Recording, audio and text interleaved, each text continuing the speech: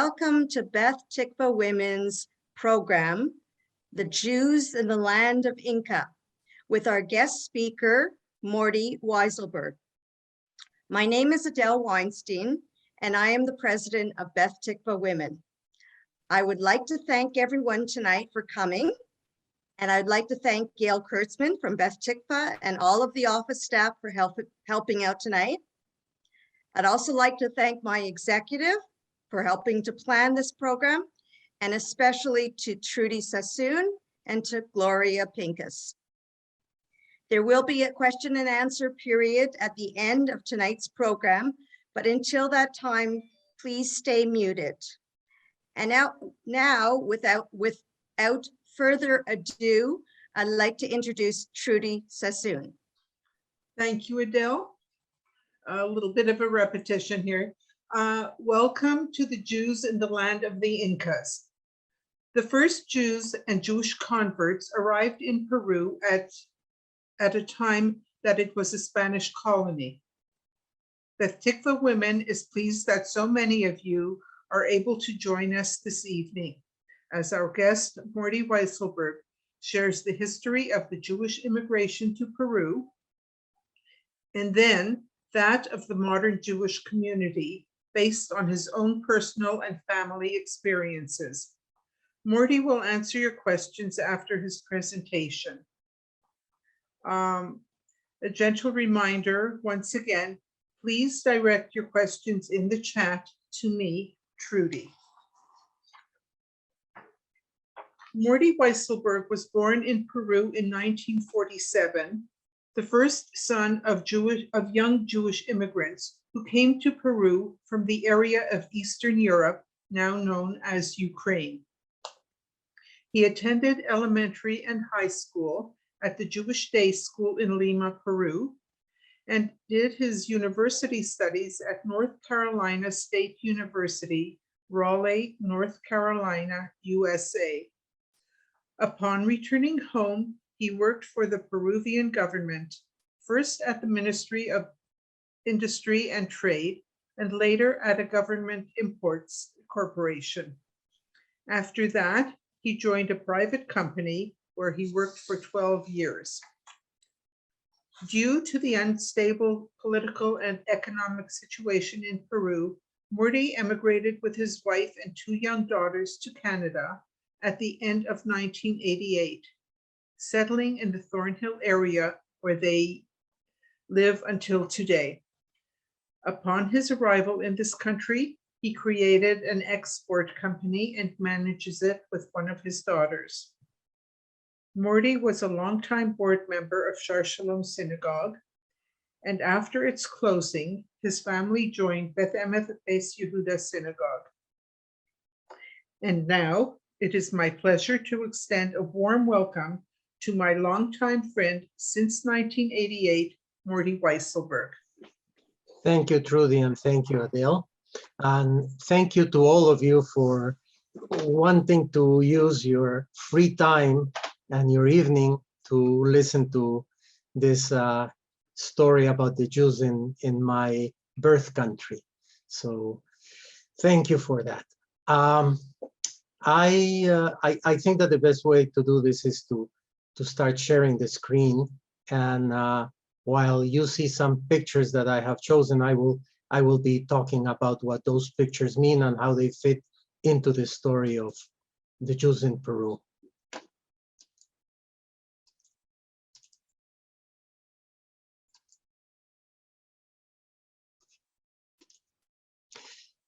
The story of the Jews in Peru starts really in Spain about 1380 or so. There was a very long history of Jews in Spain, and it was, you probably all know, it was the origin of the Sephardic community all over the world.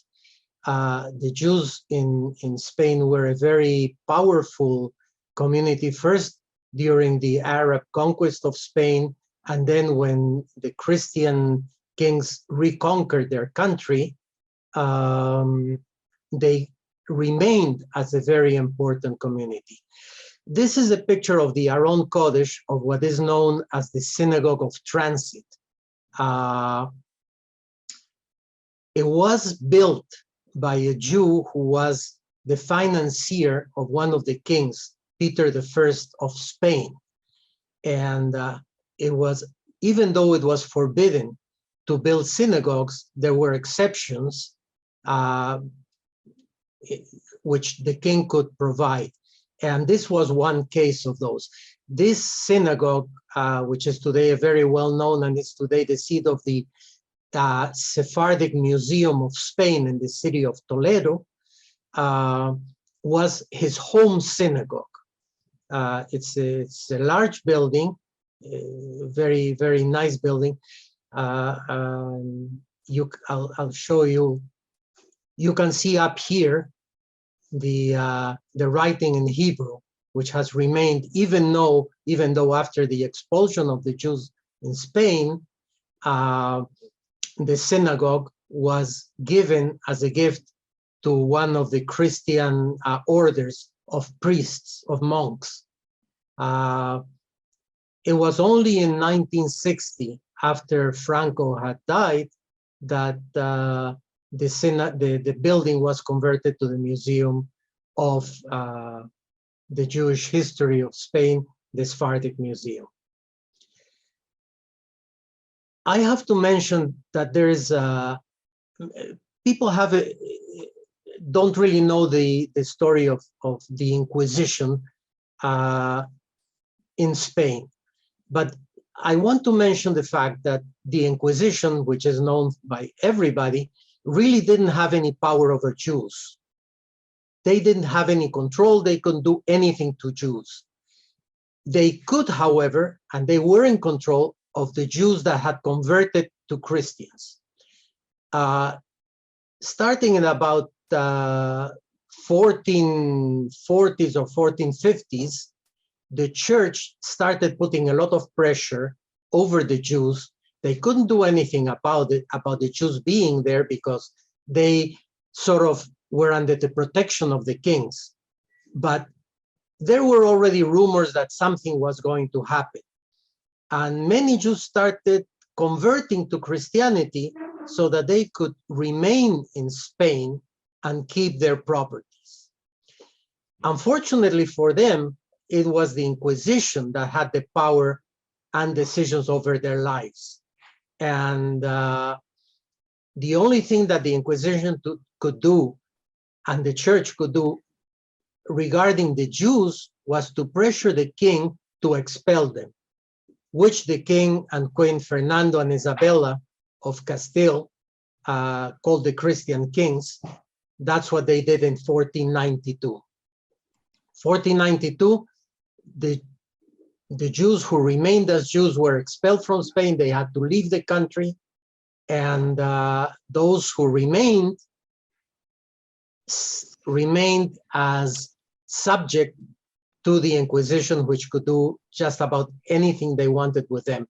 And the way for the Inquisition to get properties and money was to accuse the converts, or conversos in Spanish, of not being real Christians, but being hiding Jews, which they did very often.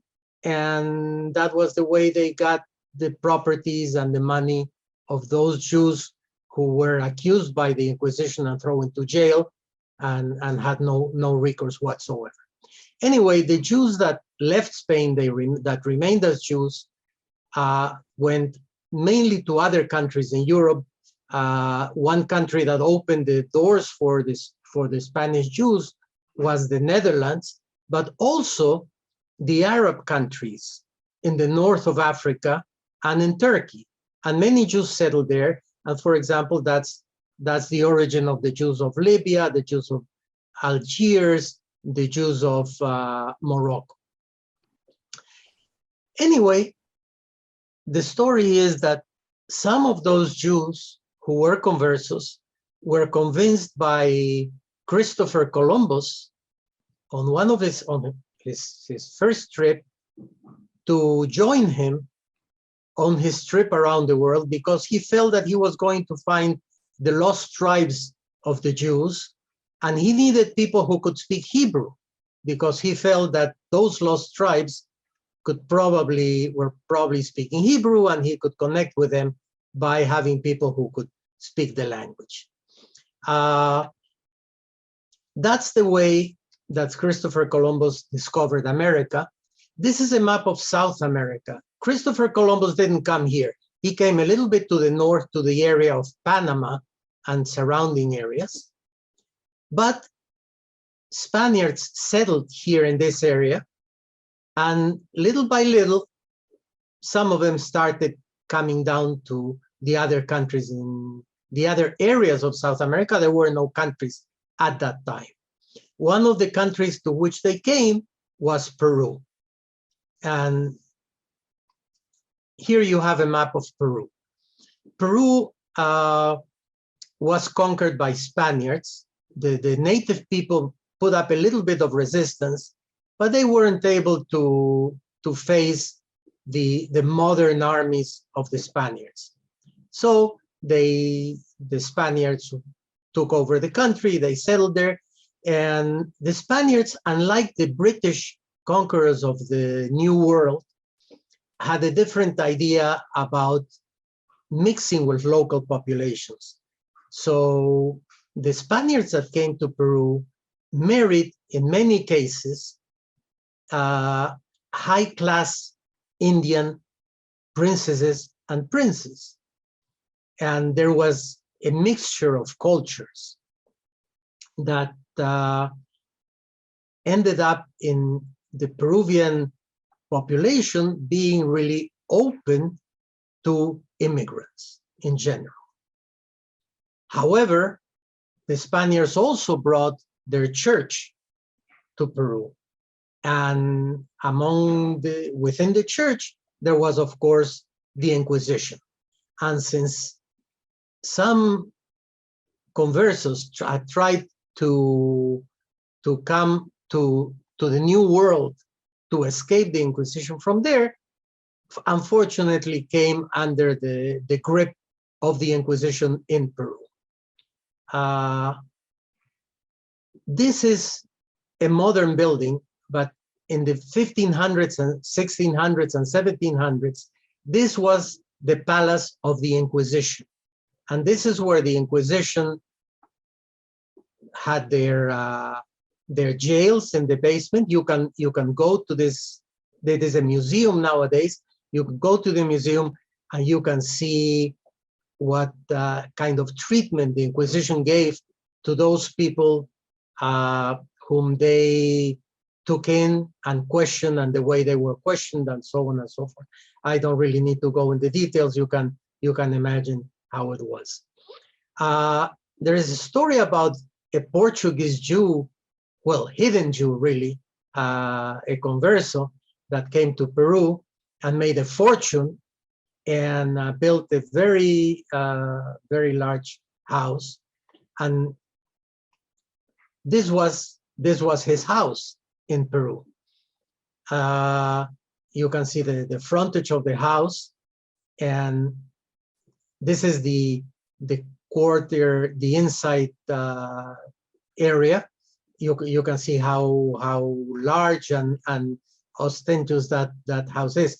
The guy made a lot of money. Of course, the money and the richness of this man attracted the eyes of the Inquisition, and they convinced a man to tell the story that one day he had come by the house at night. He was a little bit drunk, but had seen the door open and had gone in and had heard screams of people and had seen in the room that there was a statue of Christ, and the Jews were hitting that statue, and this was built up by the Inquisition, which tried him, found him guilty, and of course took over the beautiful house and everything else that this man had.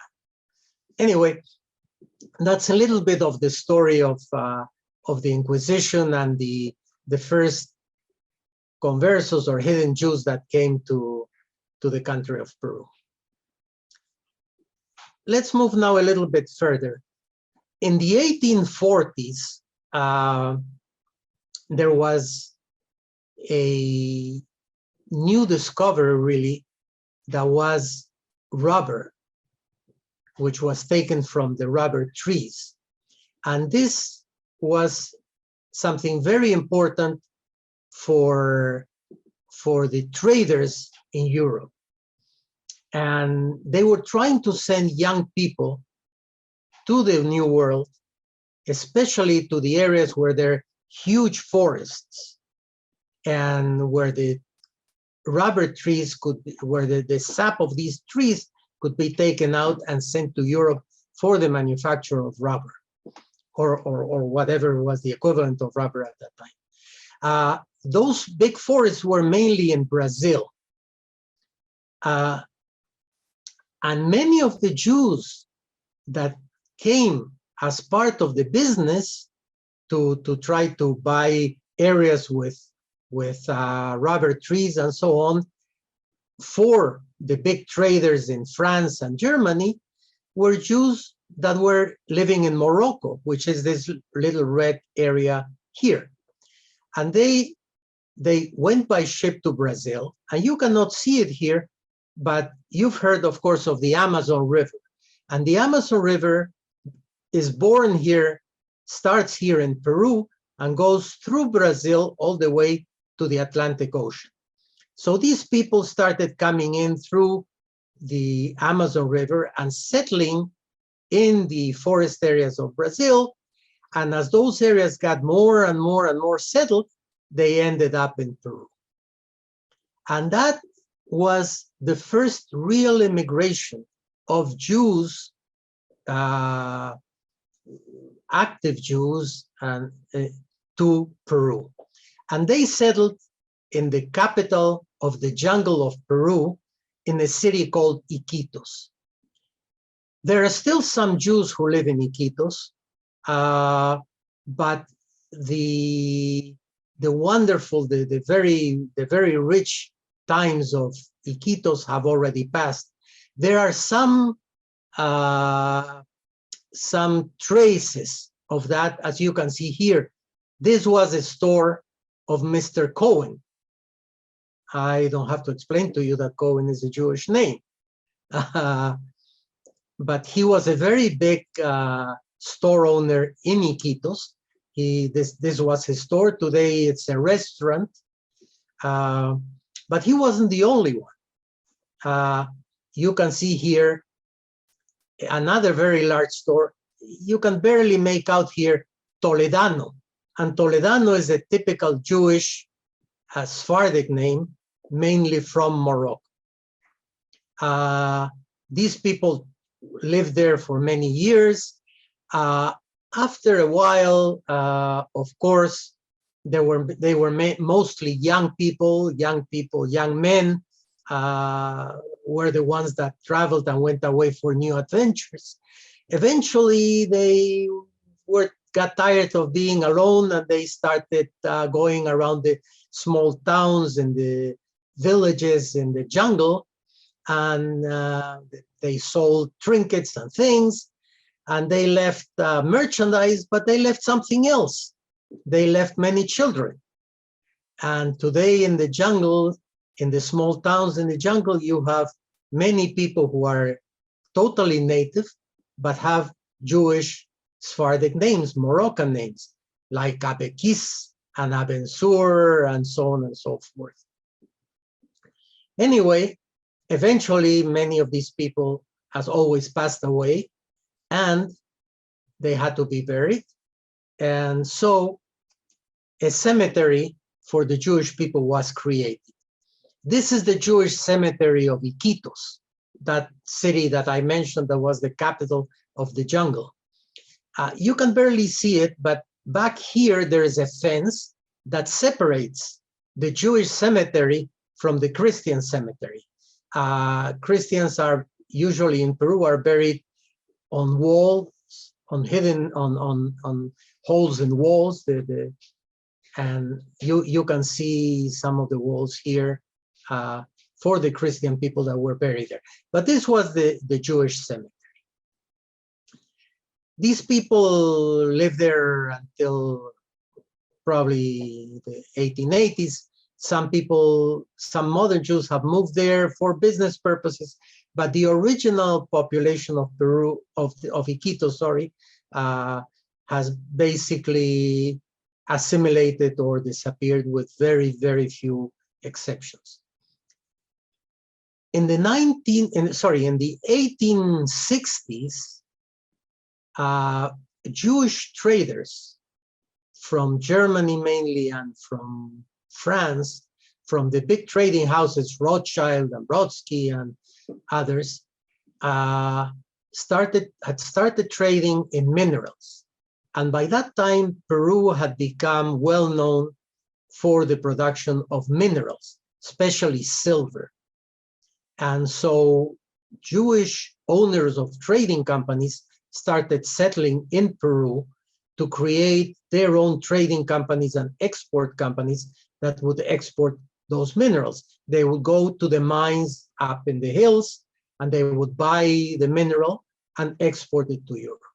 These were already not adventurers. These were people who were very well settled, people with fortune who came to Peru. And I have a couple of examples of people. This, for example, is a couple. This family was called the Altman family, A-L-T-M-A-N. You can see they don't look like young adventurers. These were people settled. They came for business, and they were very successful. This is one case. Here you have another case. This lady, her last name was Mrs. Zender, and she was originally from Germany.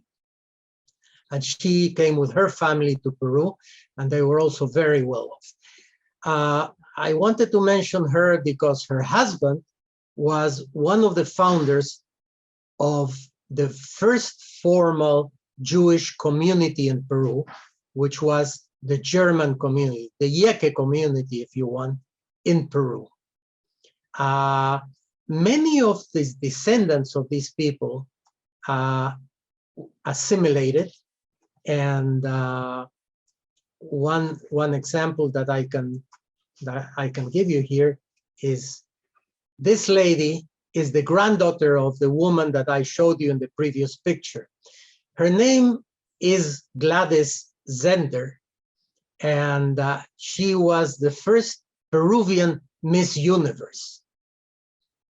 In 1957, she was crowned Miss Universe, and she's been the first and only Peruvian that got the title. But by that time, she had already, the family had already assimilated, and her father had married a non-Jewish lady, and she was Christian. As a matter of fact, after she was crowned Universe, the first thing that she did, she went to the church of her family to give thanks for being crowned. In the 1960s, 1860s, 1870s, there was no Jewish cemetery in Peru.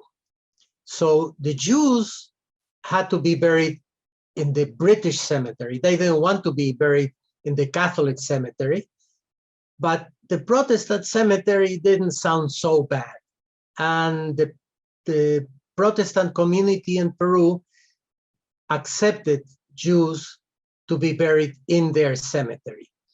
This here, you cannot see it very well, but maybe you can make out some of the Hebrew letters on the tombstone. This was the first Jewish woman that was buried in the British cemetery in Peru. Her name was Fanny Davis Meyer. She was married to a man by the name of Isaac Meyer, and her tombstone is written in Hebrew and in English because she was a British subject.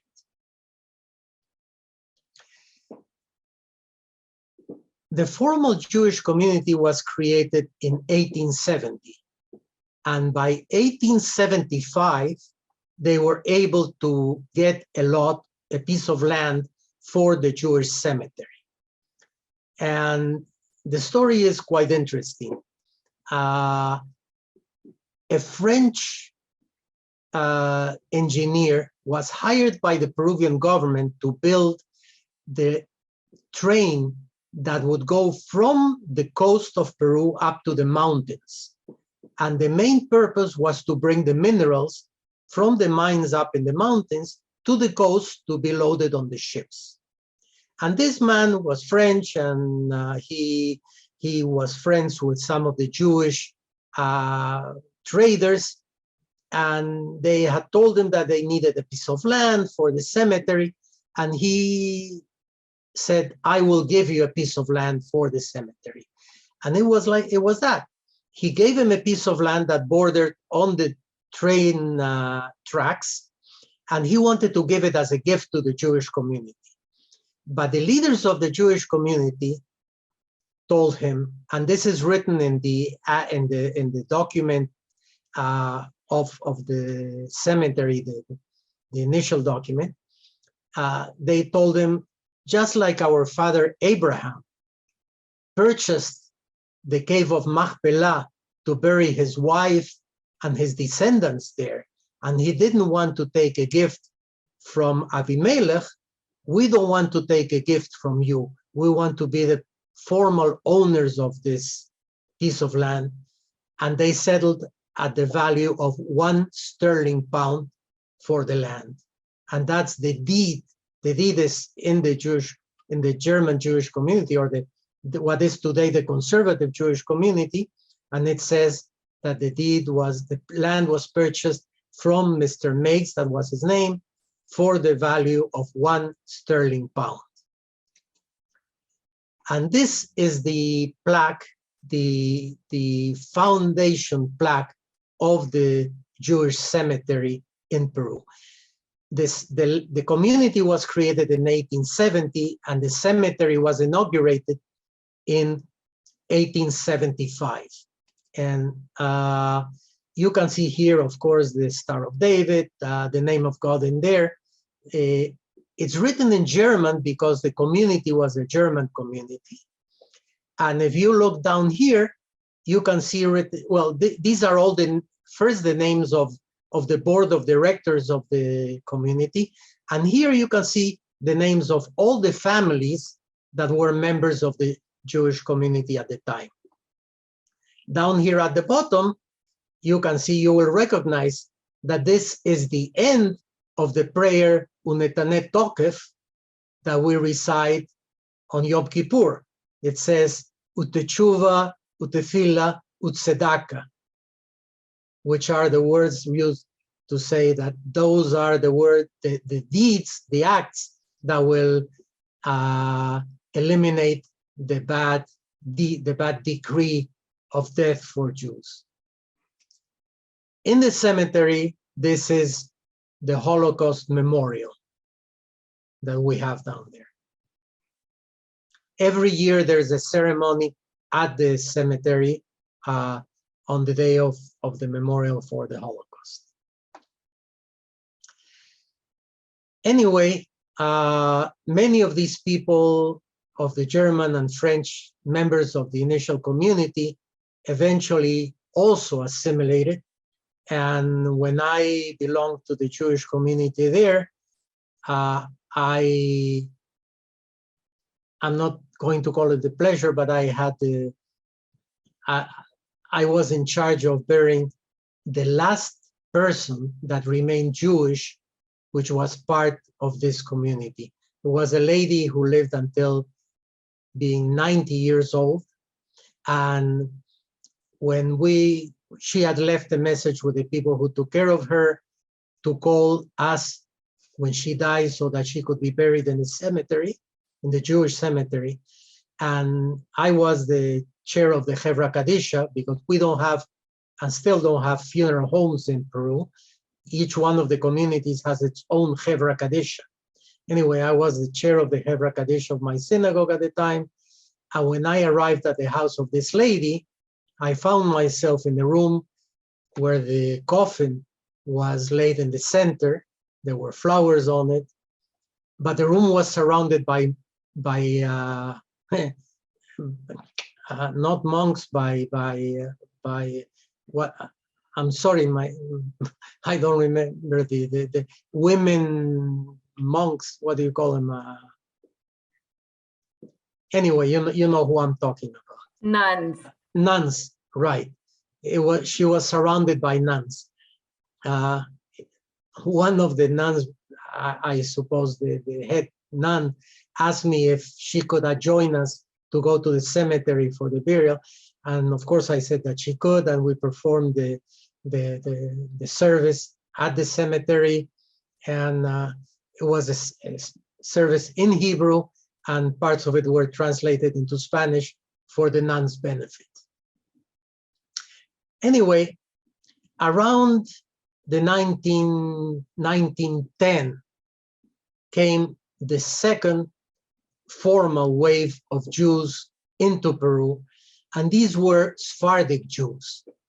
Sephardic Jews that had left Spain in 1942 and had emigrated to other countries. Most of the Sephardic Jews that came to Peru, unlike Canada, they did not come from Morocco or North Africa. They came from the area of Turkey, Greece, and what is today North Macedonia. Most of the Jews were living here in this area of Turkey and Greece. You can make out here Thessaloniki, which is in English Salonika, which had the largest population of Jews in Greece. Sadly, 95% of the Jews of Salonika were murdered by the Nazis during the Second War. In any case, these Jews from Greece and from Turkey came to Peru, escaping the civil war in Turkey, and Greece was part of Turkey at the time. And the reason they came to South America was because they spoke Ladino. And Ladino really means, in Old Spanish, means Latin, which was the origin of the Spanish that was spoken in Spain in the 12th, 13th, 14th, 15th century, and which was a language that these Jews took with them, just like the Jews in Europe took Yiddish with them. These people took the Ladino language with them. Since Ladino was very close to Spanish, they chose to emigrate to South America, where they knew, of course, that Spanish was spoken. Our life would be easier for them. And I can tell you another little anecdote about this. A gentleman by the name of Henry Levy, or Enrique Levy in Spanish, had come from Turkey to Peru, and he wanted to bring his mother. He had come to Peru with his wife, and they had children there. When his mother became a widow, he wanted to bring her down to Peru. At that time, there were no ships coming directly from Turkey or from that area to the west coast of South America. They came to the east coast of South America. So the people that came to Argentina, to Buenos Aires, and from there, they had to come by car or by truck or by bus to Peru. So this gentleman left on a 2-week trip from Lima to Buenos Aires to meet the ship that his mother was coming in.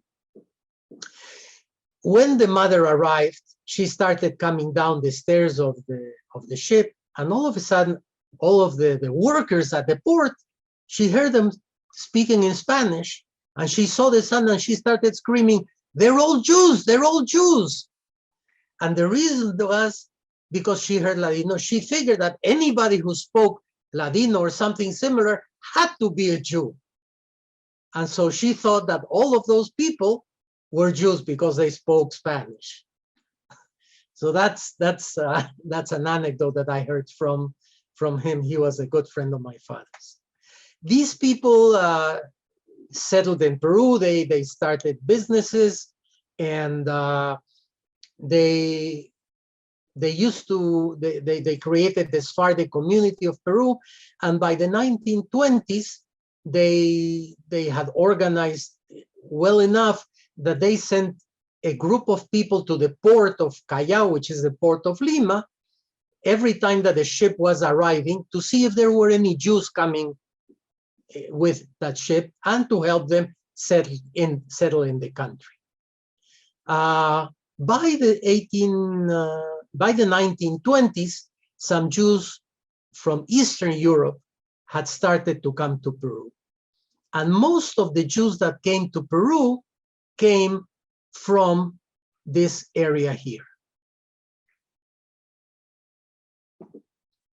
Sorry, yeah, this area here. This is today part of Ukraine. At the time, it was part of Poland. Then eventually it became part of Romania. Why did they come to Peru? Well, there weren't many places that would allow Jews to come in. Peru was one of the few places at the time that came. And there is a small town that was this city here that you cannot read it, but this is called Chernovitz. There's a small town not far from Chernovitz in what today is Romania that is called, in Yiddish, it's called Novoselets. And some people from Novoselets, by chance, came to South America. Some of them went to Venezuela, but a couple of them came to Peru. And they found a good place to live. They started writing letters to their friends and family back in Novoselets.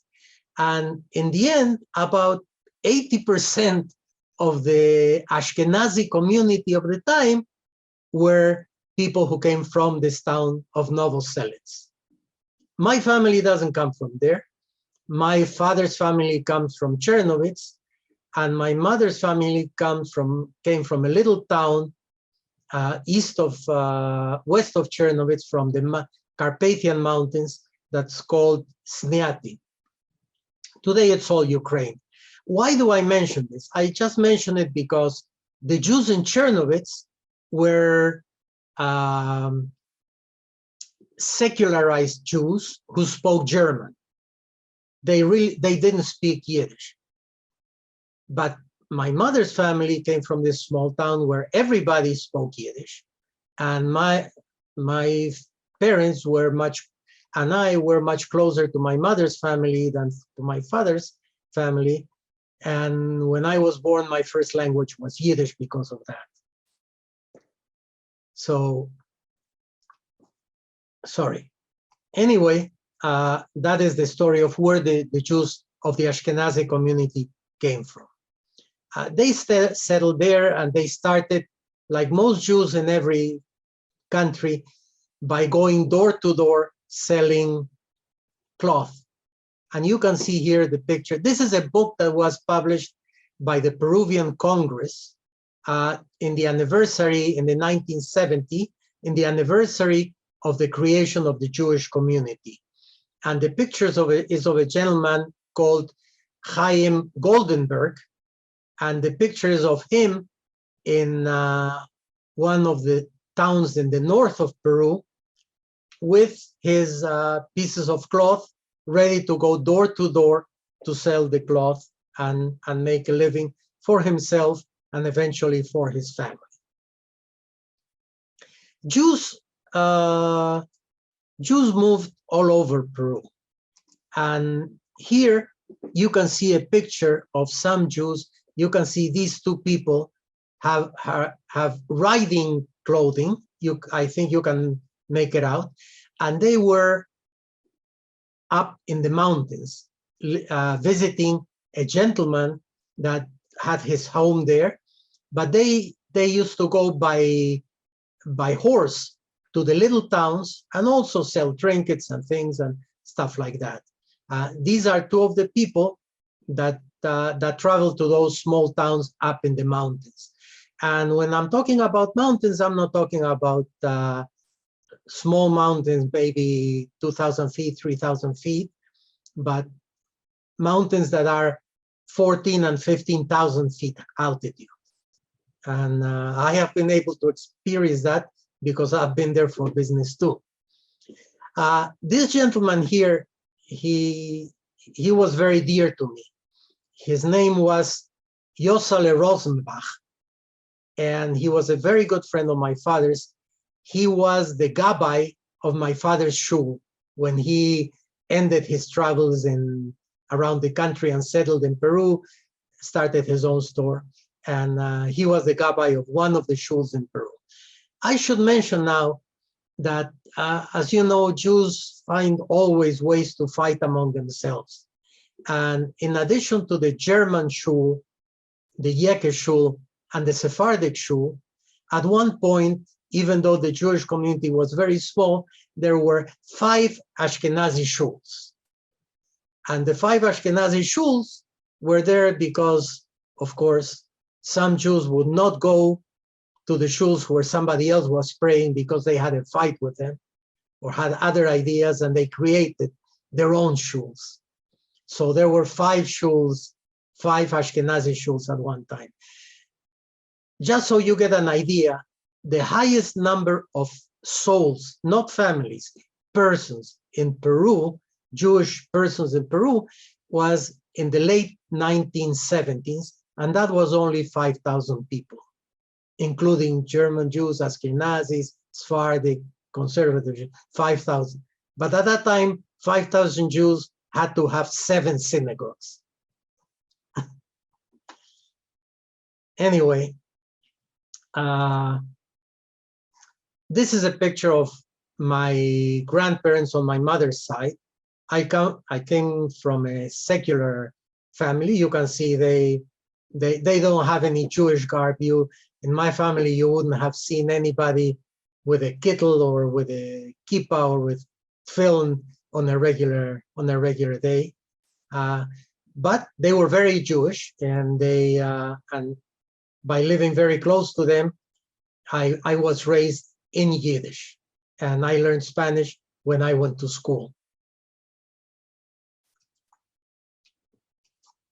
On the other hand, this is my grandmother on my father's side when they got married, and you can also see he's not wearing a kittel.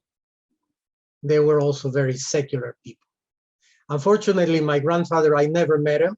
He died in the First World War. He was a soldier in the Austro-Hungary army, and he died in 1914, leaving a wife with a daughter and a one-year-old child, which was my father. This is I'm sorry about these hexagons. They don't belong in the picture. I don't know why they are there. This is a picture of my father's family. This is my grandmother. This is her mother, my great-grandmother, and she is wearing a shawl. So you can see, even though she was very Jewish, none of them were wearing wigs or anything like that. This lady here is my grandmother, and I inherited this picture from my father. I had never seen it before. When I showed the picture to my cousin, who lives in Israel, she couldn't believe how much she looked like her grandmother here. I have to tell you another little anecdote. In 1924, this lady was already a widow with a young son and a young daughter. And they were in Europe. They received the visit of a young man from South America who was looking for a wife. My aunt, my father's sister, was coming from Chernobyl, was quite a cultured woman. She played piano, she spoke 3 or 4 languages, and this man wanted to marry her. Unfortunately, at that time, there was I don't know if any one of you has heard of the name of Tzvi Migdal. Tzvi Migdal was one of the terrible stories in Jewish history, in modern Jewish history. This was the head of a gang, a white slavery gang, who used to send young men, mainly from Argentina, to Eastern Europe, to the small state left in Eastern Europe, marry young girls who were illiterate, who were poor, offering the families or giving the families a big dowry, and marrying these girls, bringing them to South America to put them into prostitution. And so much so big was this that in Buenos Aires, in Argentina, and in Brazil, at one point, Jewess was also the name used for a prostitute. Anyway, my grandmother, of course, knew about this, and she told the man that he could marry his daughter. However, she would not leave the house unless the grandmother and her son went with them to Peru. So that's how my grandmother and my father arrived in Peru in the early 1920s.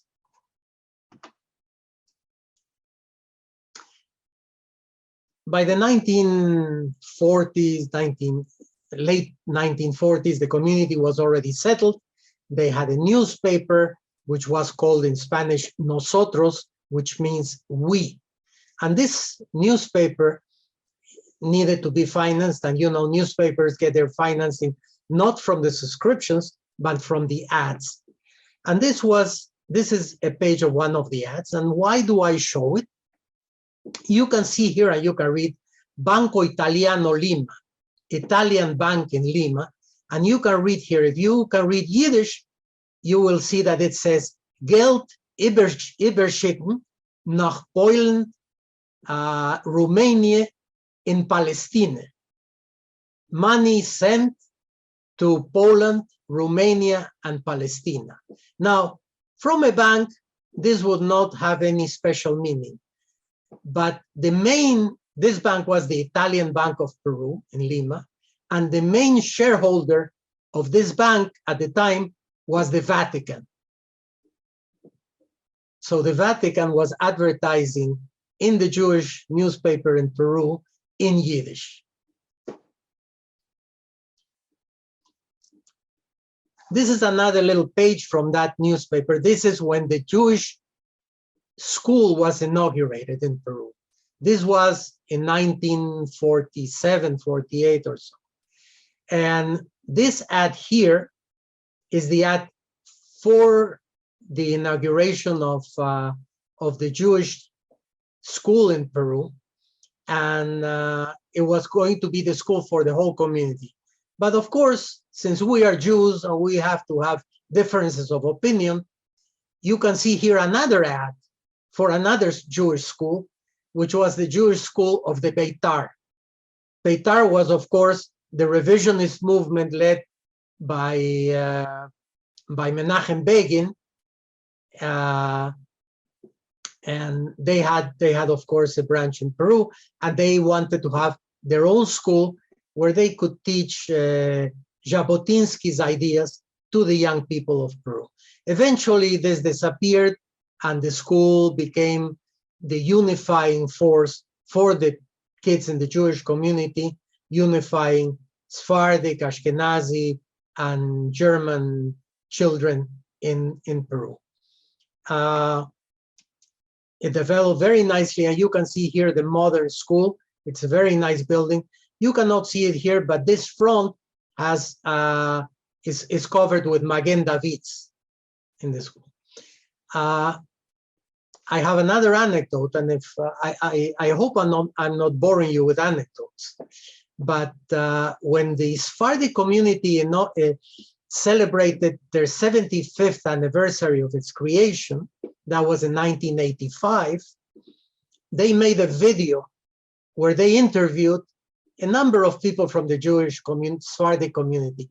And among the Sephardic people that they interviewed little children in school. And one of the questions given to the children was, what is your favorite Sephardic food? And what one of the children, and this is in the video, answered gefilte fish. That gives you an idea of how integrated the community was by that time.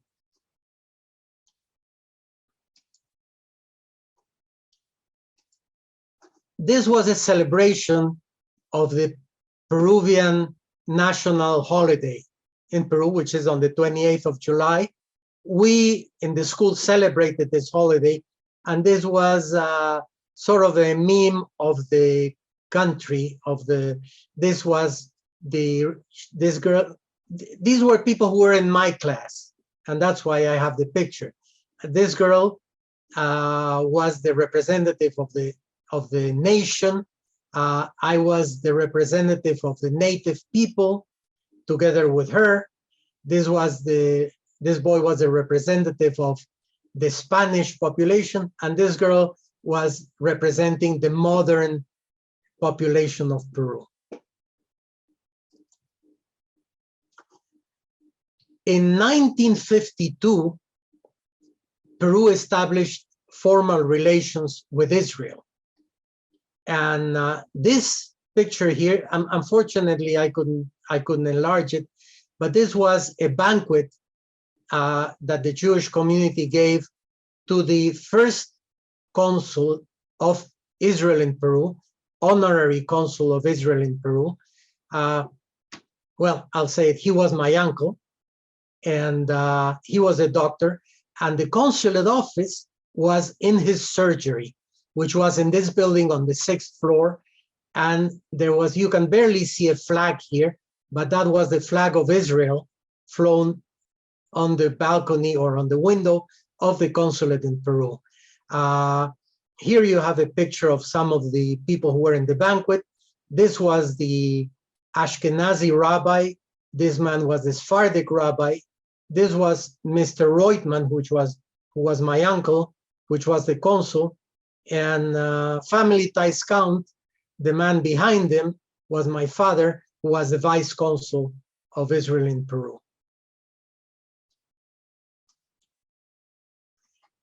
A little bit further in the 1950s, 1957, 58, there were two important visitors to Peru. One was Menachem Begin. Now, he wasn't planning on visiting Peru because the Jewish community of Peru wasn't important. He was flying to Brazil. And the way to fly to Brazil was to fly first to the United States because he had meetings there, then fly to South America, and the central country in South America was Peru, land in Peru to refuel, and then fly from Peru to Sao Paulo or Rio de Janeiro in Brazil, where there was already a large community. However, luckily for the Peruvian community, the plane broke down, and they had to bring the spare parts from the States, and that would take a few days. So the Beitar took the advantage to invite the whole community to a meeting with Menachem Begin, and that's how Menachem Begin made his first and only visit to Peru in his life. Another visitor, another important visit, not with Begin, of course, but separately, was Golda Meir. And she came to visit specifically Peru as part of a trip around the countries of South America. She stayed a few days in Peru. One of the visits that she did was to our school. And I am very proud to show you, to show you this picture, because this is a boy giving a small speech to Golda Meir in Hebrew, and that was me. I was the lucky one to do it because one of my uncles was also a teacher in the school. He was a Hebrew teacher, and he chose me to give the speech. I've been asked several times if I remember what I said. I have no idea what I said. I don't remember at all. But I do remember being there in front of Golda Meir. This was the foreign affairs minister of Israel at the time. I don't remember his name, but this gentleman was the ambassador of Israel in Peru at the time, and this was the school principal at that time. That I'm not going to take more of your time. Eventually, the community developed. It grew to about 5,500 people in the late 1970s, when there was a military takeover in Argentina.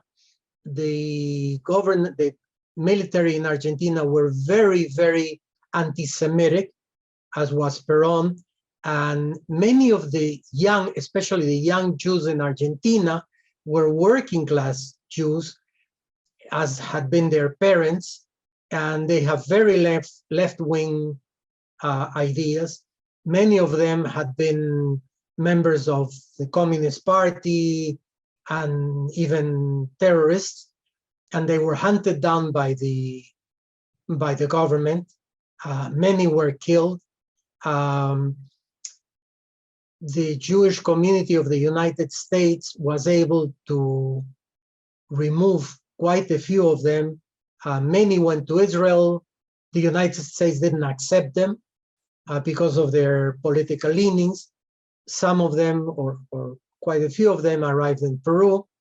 There was at the time a branch of the Jewish Theological Seminary of New York in Buenos Aires, under direction of a rabbi called Marshall Meyer, and he was instrumental in working with the American embassy to get these Jews out of Peru. I wanted to show you a picture of the conservative community shul in Peru today. This is one of the daily services in Peru. The shul is not too big, but it's a very nice shul. This man here is the rabbi. He came from Argentina. And you can see here the front of the shul, the Aron Kodesh, and these are the windows of the shul. Each one of these is one of the days of creation. My last activity in Peru, I was always quite an active member of the community in Peru. In 1987 and 1988, I was president of the conservative community, and as such, I was part of the rotation of the presidency of the Jewish community of Peru. And there's a picture here. This is one of the programs of the Jewish community in honor of the independence of Peru. This was the Sephardic rabbi giving a speech, a blessing for Peru. This man was the president of the Ashkenazi community. This was the ambassador of Israel in Peru. This was the president of the Peruvian Congress, and this was myself as president of the Jewish community. And the last picture that I want to show you, this was my last act as president in Peru. This was the commemoration of Israel's Independence Day. This is the ambassador of Israel with his wife. This was the president of Peru. And this is my wife, and this is myself during that thing. Anyway, that's the extent of the story of the life of Jews in Peru. So, if you have any questions, I'll be happy to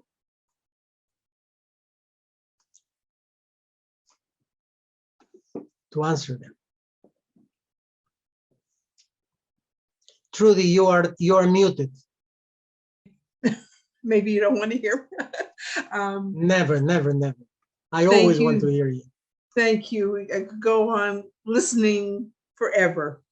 But anyways, I have some questions here for you. If anybody has any more questions, please put them in the chat.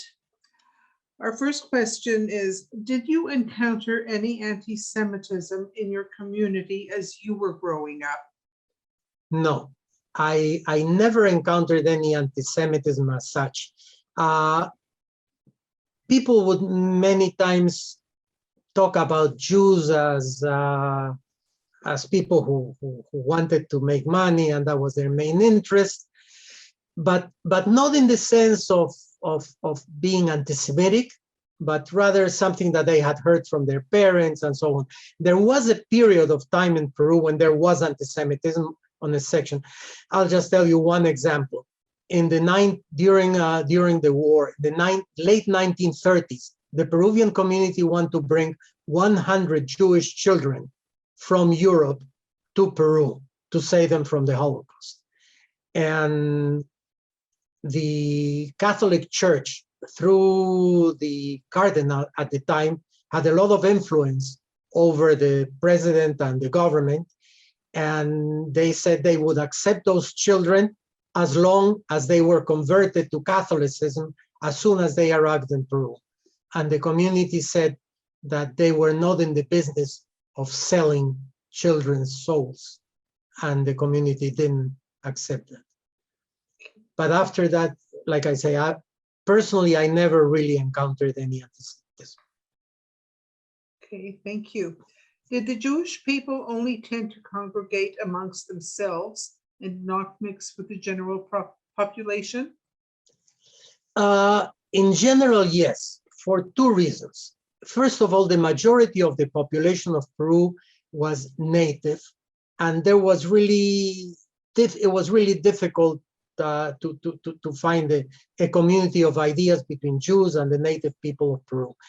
And the elite of Peru was mainly Catholic. And there was also that idea, the Catholic Church had always, and maybe not today as much, but had always been very anti-Jewish, and so there was no real mixture, unless it was in business. In business, there was a great deal of communication between the communities, and not only the Peruvian Catholic community. I have to say that many Arabs who came to Peru, especially Palestinians, had very good business relationship with Jews in business. Okay, thank you. Jerry Fryer asks, was the experience of Jews in the neighboring countries of Ecuador and Chile similar to those of Peru? In Ecuador, probably yes. In Chile was probably a little different, because first of all, in Chile, there was a much larger community. There were about 40,000 Jewish people in Chile, and the Chilean people are much more homogeneous. The original conquerors of Chile killed most of the native population, and the only ones left were the European descendants, which were a homogeneous population in Chile. So their experience was probably different from the ones in Peru and Ecuador. Ecuador is rather very similar to Peru in that sense. Okay. Marilyn asks, what city is that Holocaust memorial in? The city is Lima, because I would say that 90% of the Jews have always lived in Lima.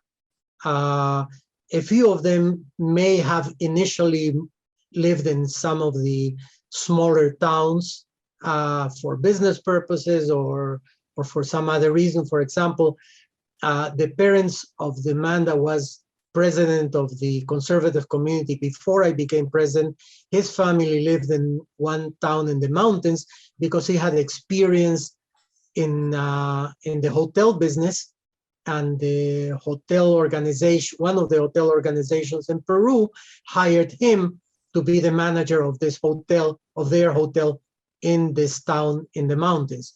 So that's why they live there. But other than that, the majority of the people lived in Lima. That's where we had the school. That's where we had the cemetery, the big cemetery. That's where we had the sports club. That's where we had the synagogues. So the Jewish life was basically in Lima. And for the high holidays, most of the Jews who lived outside Lima used to come to Lima also. Here I have to tell you another little anecdote. One of the Jews who lived in a town in the north of Peru, before Rosh Hashanah, a couple of weeks before Rosh Hashanah, went to the post office with a whole stack of cards to send to his friends in Lima. And the postman there said, well, what are all these cards? He knew him, but he never sent so many cards. So the guy told him, well, these are New Year's cards. And the postman said, well, I know we are a little bit slow, but we still have 4 months until the new year. Thank you. Anyways, just a comment from Judy Weinberg. She has a neighbor who is a Catholic lady from Peru. And one day the lady knocked on her door to tell her that the nephew from Peru was going to be visiting her. He had converted to Orthodox Judaism, and she didn't know what to feed him. He had made her aware that that could be an issue. Yes, Yeah. yes. Unlike Peru, the choices here in Toronto are huge, and that's not a problem. No. Yeah. Marilyn Kong just mentioned that there's a book called The Third Daughter by Talia Karner. It's about the Jewish brothels in Buenos Aires. Yes, yes. There was, as a matter of fact, there was not only the Jews, the women who sadly fell into that business, and it was not the women who moved it, but it was the men who forced them into that. But eventually they formed a community. They had their own synagogue, their own cemetery, because the community didn't allow them to be buried in the cemeteries there.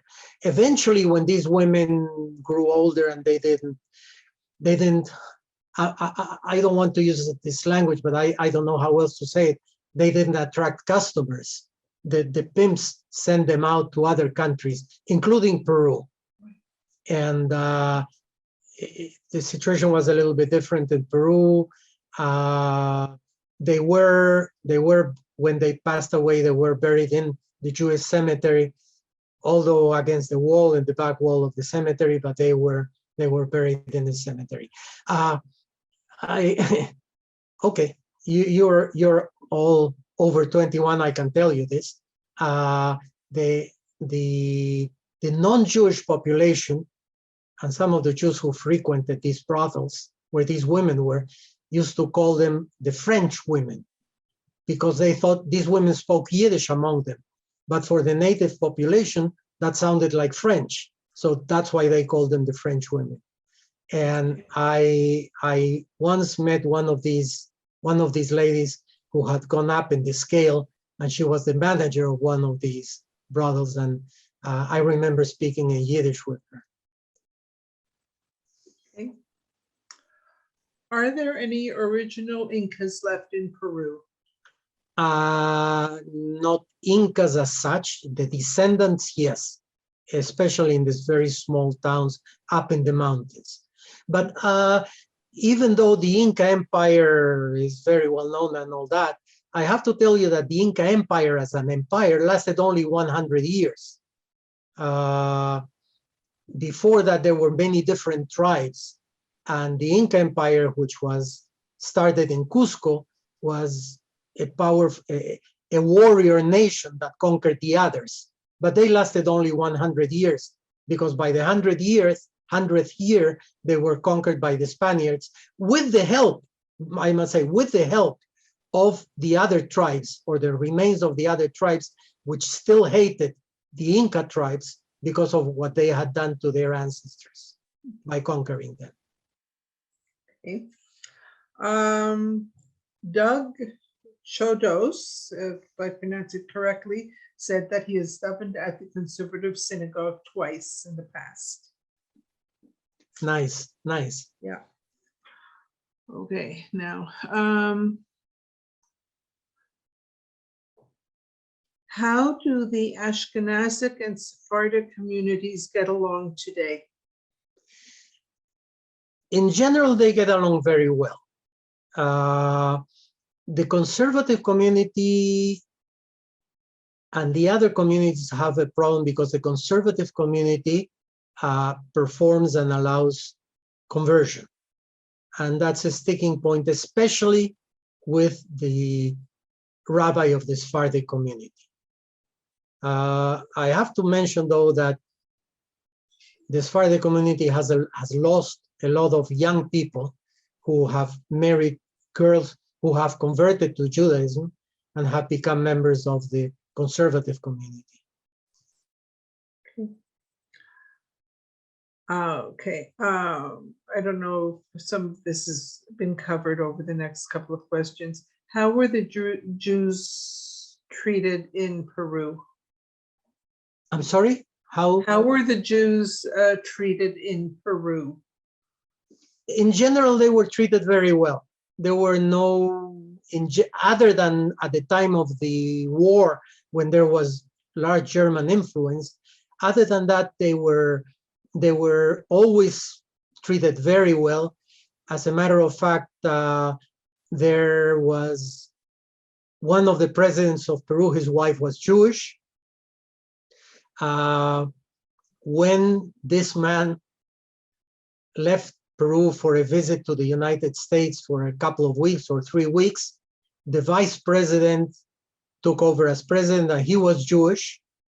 And as a matter of fact, he was a member of the conservative community. He was a member of my board of directors. At one point, the prime minister of Peru and foreign minister were Jewish. Isaac Goldenberg was his name. And when he swore the position, all of the ministers swore on a cross. When he swore, they took away the cross and he brought a chumash for him to swear. And this was on television. So no, there was no problem in that sense. Okay, and now just the last one, I think probably from somebody who came a bit late, so you just quickly go through. It's a three-parter. How many Jews in Lima, Peru? Was the conservative synagogue in Lima? And when did you arrive in Toronto? Okay. I said already that the most Jews that were in Peru were 5,500 approximately. Today, there is between 2,000 and 2,500 souls. The conservative synagogue, like all the other synagogues, is in Lima. And I arrived in Canada in November 14th, 1988. Thank you, Morty. I think that's it. I think we'll turn the floor over to Gloria. Unmute You're yourself. muted, Gloria. Oh, there we go. Thank you very much, Morty. We don't even know how to begin to thank you for such a short period of time covering so much of this history that was just delightful. Your knowledge and all the little anecdotes that you please don't apologize for, because they were beautiful. Help to add to the enjoyment of your presentation. So it gives me great pleasure to tell you that on behalf of Beth Tikvah Women, we are making a very generous donation in your honor to Beth Tikvah Synagogue, and the funds are allocated specifically to deeds of chesed.